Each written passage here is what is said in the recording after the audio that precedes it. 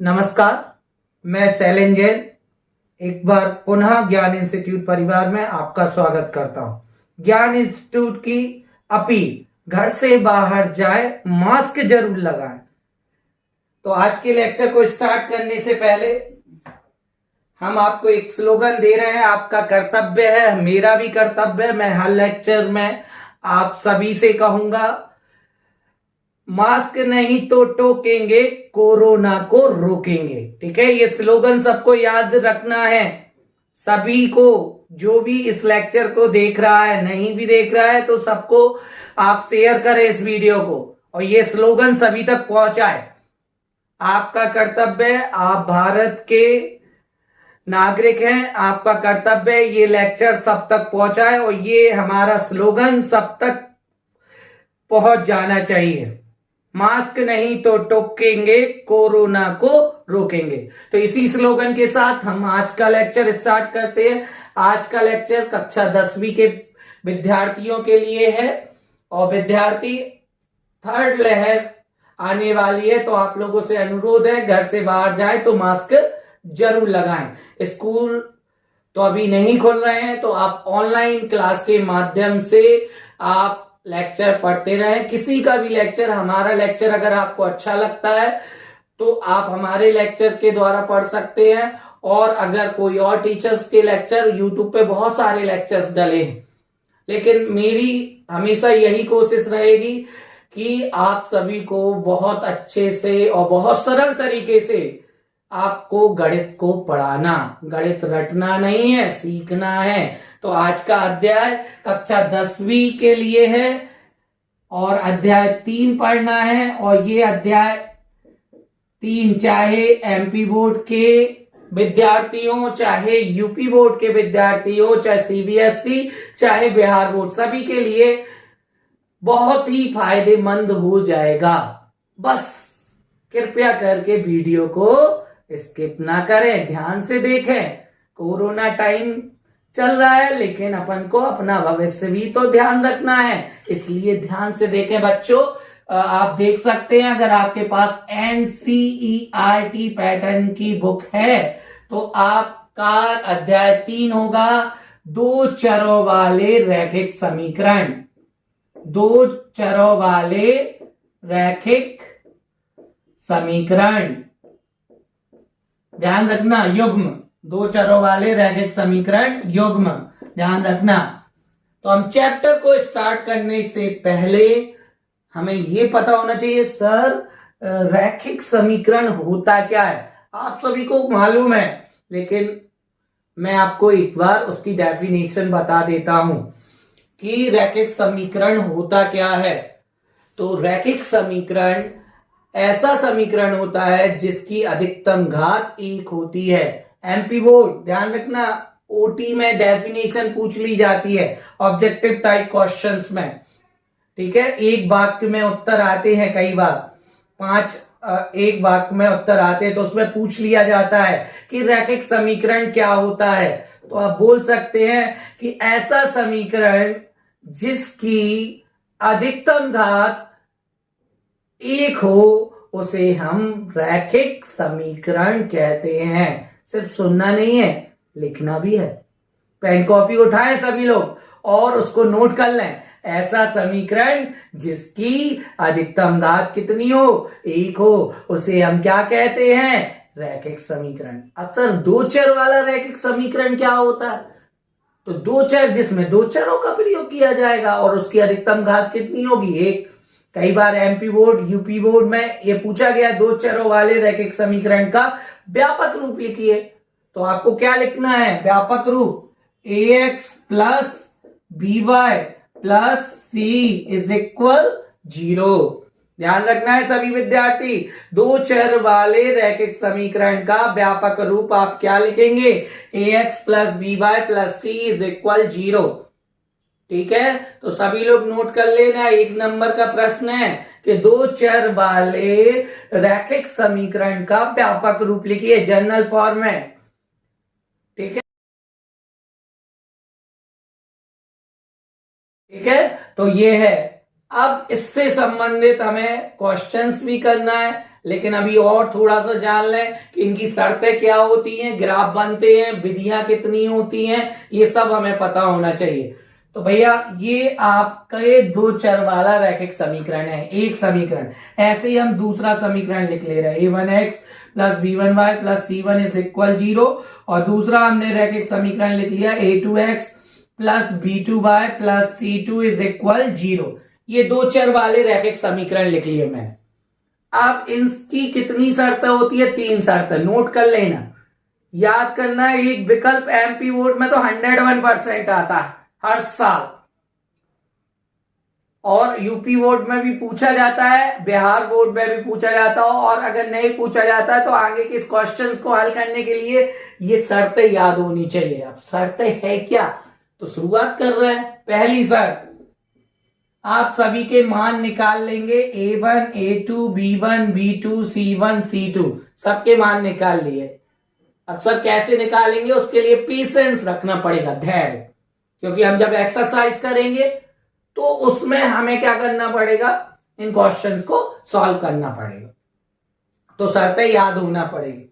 तो पहली शर्त क्या है, जब निकाय का अद्वितीय हल है, जब निकाय का अद्वितीय हल है तो शर्त क्या होती है, याद कर लेना आप, a1 upon a2 is not equal b1 upon b2। मतलब a1 बटे a2 का मान अगर b1 बटे b2 के बराबर नहीं है तो निकाय का कौन सा हल होगा, अद्वितीय हल होगा। हम निकालेंगे a1 a2 b1 b2, इनके मान निकालेंगे और ये मान बराबर नहीं आए तो निकाय का कौन सा हल होगा, अद्वितीय हल। सर समझ में नहीं आया, कोई बात नहीं है, अगर समझ में नहीं आ रहा है कोई समस्या नहीं है, बस आप याद कर लें, अभी आएगा समझ में। शैलेंद्र सर पे विश्वास रखें, आपको आएगा, क्योंकि हमें हमारा कर्तव्य है गणित को रटाना नहीं सिखाना, ठीक है। गणित से बच्चे भाग रहे हैं, आपको भागना नहीं है, गणित सबसे अच्छा सब्जेक्ट। तो a1 upon a2 is not equal b1 upon b2, मतलब a1 अपॉन a2 बराबर नहीं है b1 बटे b2 के, तो निकाय का कौन सा हल होगा, अद्वितीय हल होगा।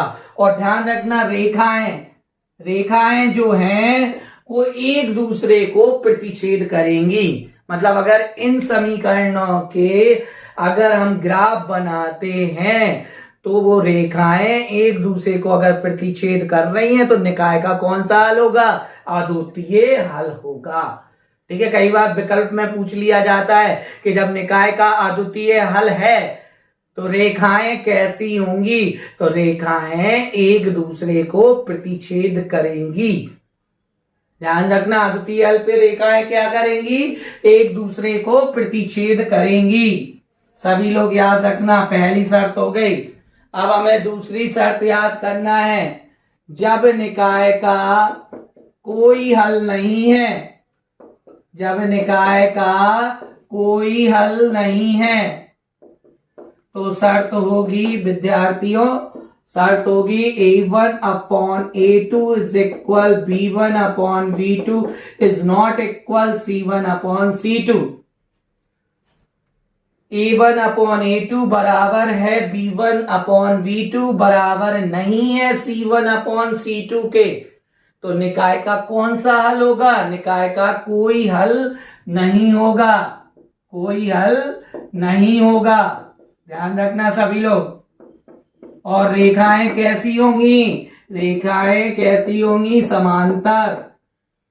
तो उल्टा भी पूछ लिया जाता है कि रेखाएं समांतर कब होती हैं, जब निकाय का कोई हल नहीं होता, निकाय का कोई हल नहीं होता है। शर्त क्या होती है, तो शर्त हमने आपके सामने लिख दी है, सभी बच्चे नोट करते जाएं, स्कूल का वेट ना करें, उससे पहले नोट्स बना लें, जब स्कूल खुलेगा तब अपन देख लेंगे, पढ़ लेंगे अभी, लेकिन आप बना लें नोट्स।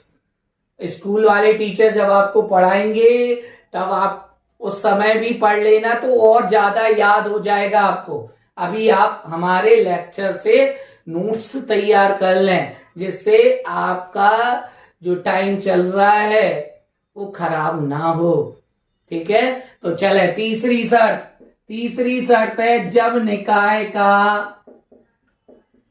निकाय के अपरिमित रूप से अनेक हल हैं, जब निकाय के अपरिमित रूप से अनेक हल हैं तो शर्त क्या होगी? शर्त याद रखना है A1/A2 is equal B1/B2 is equal C1/C2। मतलब तीनों के मान बराबर होंगे। A1/A2 बराबर B1/B2 बराबर C1/C2। मतलब तीनों मान अगर बराबर हैं तो अपरिमित रूप से अनेक हल होंगे। ठीक है विद्यार्थी, समझ में आ रहा है? अगर समझ में आ रहा है तो वीडियो लाइक करें और बाजू में एक शेयर का बटन होता है, उस पर क्लिक करके सबको शेयर करना, जिससे आपके साथ साथ और भी विद्यार्थियों का फायदा हो जाए। ठीक है, तो ये शर्त है। अब आपसे क्वेश्चन आ रहा होगा सर इसमें रेखाएं कैसी होंगी? तो रेखाएं होंगी संपाती। रेखाएं कैसी होंगी? संपाती होंगी। ध्यान रखना सभी लोग, रेखाएं कैसी होंगी? संपाती होंगी, मतलब एक के ऊपर एक। तो रेखाएं संपाती कब होती हैं? जब अपरिमित रूप से अनेक हल होते हैं। ठीक है, समझ में आ रहा है ना? चले तीन शर्तें, तीनों के कंडीशन और तीनों की रेखाएं बिल्कुल कंठस्थ याद कर लें आप सभी। तो अब हमें इसके आगे रैखिक समीकरण को, दो चर वाले रैखिक समीकरण को हल करने की कितनी विधियां होती हैं ये पढ़ना है। तो दो चर वाले रैखिक समीकरण को हल करने की कक्षा 10वीं में आपकी कितनी विधियां दी गई हैं आप देख सकते हैं। दो विधियां दी गई हैं। पहली विधि का नाम क्या है? ग्राफीय विधि। पहली विधि का क्या नाम है? ग्राफीय विधि। और दूसरी विधि का क्या नाम है? बीजगणित विधि। बीजगणित विधि। तो दो चर वाले रैखिक समीकरण को कई बार पूछ लिया जाता है कि दो चर वाले रैखिक समीकरण को हल करने की कितनी विधियां होती है? तो दो चर वाले रैखिक समीकरण को हल करने की केवल दो विधियां होती हैं, एक है ग्राफीय विधि और एक है बीजगणित विधि। अब बीजगणित विधियां कितनी होती हैं? तो आपको याद रखना है बीजगणित विधियां कक्षा 10वीं में 3 पढ़नी है। आप देखना प्रश्नावली में अलग अलग विधियां दी गई। 3.1 और 2 में जो सवाल रहेंगे वो ग्राफीय विधि से रहेंगे और 3.3 से आप देखना बीजगणित विधि चालू हो गई है। तो बीजगणित विधि 3.3 में देखना पहली विधि जो पढ़ेंगे वो पढ़ेंगे हम प्रतिस्थापन विधि। प्रतिस्थापन विधि 3.4 में आप पढ़ोगे विलोपन विधि। विलोपन विधि के सवाल होंगे। और 3.5 में आप पढ़ोगे वज्र गुणनखंड विधि। वज्र गुणनखंड विधि। वज्र गुणनखंड विधि। तो आपको याद रखना है ये 3 विधियां आपको पढ़ना है। बीजगणित विधियां कितनी होती है? दो चर के रैखिक समीकरण को हल करने की बीजगणित विधियां कितनी है? तो 3 है। कौन कौन सी? प्रतिस्थापन विधि, विलोपन विधि और वज्र गुणनखंड विधि। अलग अलग प्रकार की विधियां हैं। अब सर क्वेश्चन कैसे आते हैं? क्वेश्चन आते हैं दो समीकरण दे देते हैं और कहते हैं इसको वज्र गुणनखंड विधि से हल करो या इसको विलोपन विधि से हल करो या इसको प्रतिस्थापन विधि से हल करो। ठीक है, तो कोई एक विधि आपसे सवाल हल करने के लिए उपयोग में लाई जा सकती है। तीनों विधियां हम आपको एक एक करके समझाएंगे और विश्वास रखना आप कि आपको जरूर समझ में आएगी। अगर नहीं आएगी तो हम दोबारा प्रयास करेंगे, लेकिन कर्तव्य हमारा गणित को रटना नहीं सिखाना। कर्तव्य क्या है ज्ञान इंस्टीट्यूट का? गणित को रटना नहीं सिखाना। ठीक है, तो ध्यान रखना। दूसरी ब्रांच डालने वाले हैं ज्ञान इंस्टीट्यूट परिवार ललितपुर में। खुरई में तो चल ही रही है और अब ललितपुर भी संभावना है उत्तर प्रदेश के विद्यार्थियों के लिए। जैसे ही लॉकडाउन में के बाद नियम आते हैं सरकार के कि कोचिंग स्कूल और सभी स्थानों को खोल दिया जाता है, तो ब्रांच आपकी ललितपुर में भी खुलने वाली है। तो यूपी बोर्ड वाले विद्यार्थी अब आपको ज्ञान इंस्टीट्यूट की एक ब्रांच ललितपुर उत्तर प्रदेश में भी मिलेगी। खुरई में तो है ही एमपी में, लेकिन ललितपुर में भी यूपी में चालू करने वाले हैं जल्दी, जैसे ही निर्देश आते हैं सरकार के। ठीक है, तो ध्यान रखना ये 3 विधियां हमें पढ़ना है। तो अगले लेक्चर में हम स्टार्ट करेंगे प्रतिस्थापन विधि से, मतलब हम जो स्टार्ट करने वाले हैं, ध्यान रखना अगले लेक्चर में हम प्रश्नावली 3.3 स्टार्ट करेंगे। 3.3, ठीक है, ध्यान रखना है। सर 1 और 2 वो भी कराएंगे, वो ग्राफीय वो बाद में करवाएंगे, लेकिन अभी आपको क्या पढ़ना है? सबसे सरल विधि, क्योंकि गणित से सबको डर लगता है, अब डरना नहीं है। ठीक है, तो इसलिए हम शुरुआत कर रहे हैं 3.3। ठीक है, तो जल्दी मिलेंगे अगले लेक्चर में, और ध्यान रखना है मास्क नहीं तो टोकेंगे। तो दोस्तों ये था आज का टॉपिक। आज के लिए बस इतना ही। आपके लिए हम फिर हाजिर होंगे लेकर कुछ खास जानकारी। हमारे साथ जुड़े रहने के लिए हमारे चैनल को सब्सक्राइब कीजिए और लेटेस्ट अपडेट्स पाने के लिए बेल आइकन को दबाएं। वीडियो को लाइक कीजिए, शेयर कीजिए और कमेंट बॉक्स में दीजिए अपना फीडबैक। अब दें हमें इजाजत। नमस्कार।